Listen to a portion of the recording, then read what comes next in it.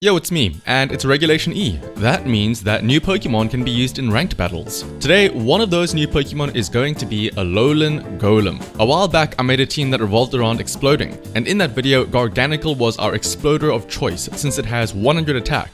But with Alolan Golem, however, we have an even more explosive Pokemon available to us. Golem has a base attack of 120, so naturally explosions will be more powerful. But that's not all. With its hidden ability Galvanize, any normal type attacks used by Golem instead become electric type attacks. And these moves also get a boost in power. But don't forget that since Alolan Golem is actually a rock electric type, that also means that any moves changed into electric type also receive the same type attack bonus as well. This means that Golem is one of, if not the strongest explosion user out there. But naturally, if Golem is able to take out two of the opponent's Pokemon, what about the other two? Well, don't worry, because the rest of the team is just as capable. Firstly, to help Golem get off an explosion, we have Ogerpon, who can either use Follow Me to keep Golem safe, or use a Woodhammer against those pesky ground types that would now be immune to the electric type explosion. Once Golem is down, we have Pawmot and Rabsco, who both have access to a Revival Blessing to bring back Golem for some more explosions. They both also have some utility on their own. Grafaiai, whose Copycat combined with Prankster could allow it to use explosions as well. They may not be as powerful, but it'll get the job done. And if we want to play the boring way and attack regularly, we have Basculegion, whose Last Respects only grows in power each time our Pokemon are KO'd. And the nice thing about it is that if we revive a Pokemon and it faints again, it boosts Last Respects another time. So, now that you've seen the team, let's head on to some battles. For our first battle, we're up against Big Sip da Juice, a very interesting name, but regardless though, we'll lead with Golem and Pawmot and have Grafaiai and Basculegion in the back. Our opponent leads with Tornadus and a shiny Arbok. Now, the Tornadus I can kind of guess that it's going to use something like a Tailwind, but the Arbok on the other hand is what I'm scared of. So I'll have Golem explode here. Also, note that it shows it's super effective against Tornadus because of the Galvanize ability. Meanwhile, Pawmot can go first and use Fake Out on Arbok because I don't know what it does and I don't want to find out. As expected though, Tornadus does use Tailwind, but that actually won't matter for this entire match though. You'll see why in a second. But firstly, Fake Out means that Arbok flinches and cannot attack. This means that Golem is free to explode all over the field. It instantly takes out both the Arbok and the Tornadus, but Pawmot has Volt Absorb, and since Explosion is now an electric type move, Pawmot takes no damage. So we kill two birds with, quite literally, one stone. Our opponent sends in Regieleki and Sneasler, both of which aren't the tankiest of Pokemon. Meanwhile, we send in Grafaiai. The reason for sending in Grafaiai is because it has Copycat, which is technically a status move. So, Prankster will cause Grafaiai to move first with priority, and if it does go first, Copycat will use the last used move, which was Explosion. But since Grafaiai doesn't have Galvanize, this Explosion will still be a normal type move. So to prevent Pawmot from taking damage, we Terastallize into a Ghost type while it gets ready to use Revival Blessing. And this is why I said that their Tailwind won't help them, since the Prankster boosted Copycat goes first. And thanks to Choice Band boosting the attack, it takes out the Regieleki and brings Sneasler down to its Focus Sash. Thankfully, Pawmot doesn't get put to sleep by Sneasler's Diaclaw, so we can revive our Golem. Now here's where I decide to mess around a bit.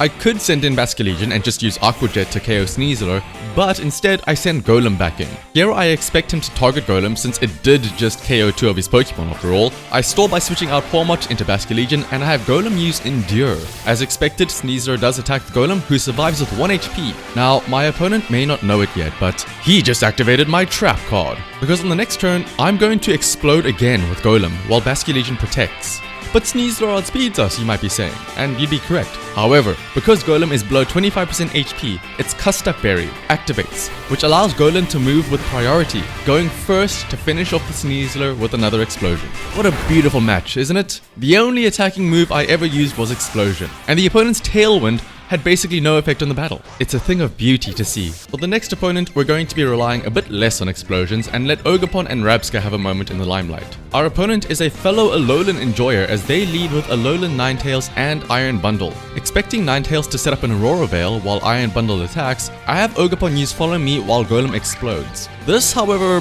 backfires greatly because not only does Ninetales use Protect, but Iron Bundle was the one using Aurora Veil. So it's a good thing I have Rabsca in the back to revive Golem because I'm definitely going to need it. We do at least manage to one-shot the Iron Bundle though, and with Ogerpon surviving the damage, it gives us a free switch out into Grafaiai thanks to eject button. And to replace the Golem, we send in our Rabsca as well. With Aurora Veil up, I terrestrialize Grafaiai to get some extra damage from copying Explosion, while Rabsca prepares a Trick Room, mainly for itself. But what I should have seen coming was the fake out onto Grafaiai from Iron Hands, which means no Explosion. Not only that, but Ninetales sets up with Nasty Plot. That's fine though, because Grafaiai can switcheroo on the following turn to lock it into Nasty Plot by giving it Choice Band. Except it protects. So after Rabsca revives Golem, its Leper Berry gives us another usage of which we are definitely going to be using on Grafaiai, as it goes down to a Drain Punch. After sending Golem back in, we have Rabsca bring back Grafaiai using its last PP of Revival Blessing. But thanks to Trick Room, Golem goes first with Stone Edge, a move with higher crit ratio, and gets a huge crit onto the Ninetales to insta-KO it. And lucky for us, the Iron Hands attacks Rabsca instead of Golem, which is amazing for us. Their final Pokemon is Galarian Moltres. Now, here is where I was at a crossroads. I could either explode and probably take out the Moltres in one hit, but I got a bit greedy. I wanted to get another crit Stone Edge against Moltres to keep Golem alive. Rabsca goes first with Struggle Bug. It doesn't do much damage, but very importantly, it lowers Moltres' special attack. After that, Golem does not get a crit with Stone Edge, meaning that Moltres survives. What's worse though is that Moltres' Berserk and Citrus Berry activate, raising its special attack and healing back some HP. So after Iron Hands takes out Rabsca, Golem has to eat Moltres' Fiery Wrath.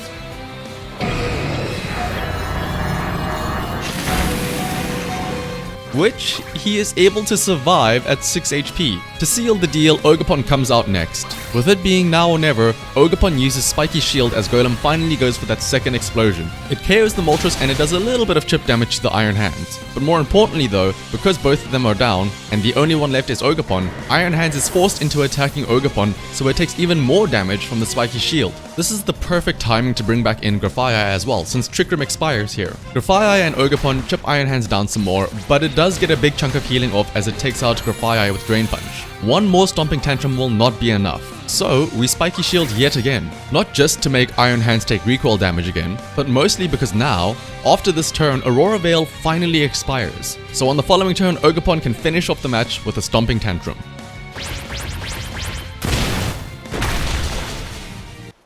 And that is the updated Explosion team. Hopefully you enjoyed this team. I wouldn't necessarily recommend using this if you're trying to get lots of wins, but the times that you do win will feel great. And isn't that what it's all about? Either way though, I hope you enjoyed the video, and if you want to see more teams like this, consider subscribing or checking out some of the other team showcases on the channel. Until next time though, peace!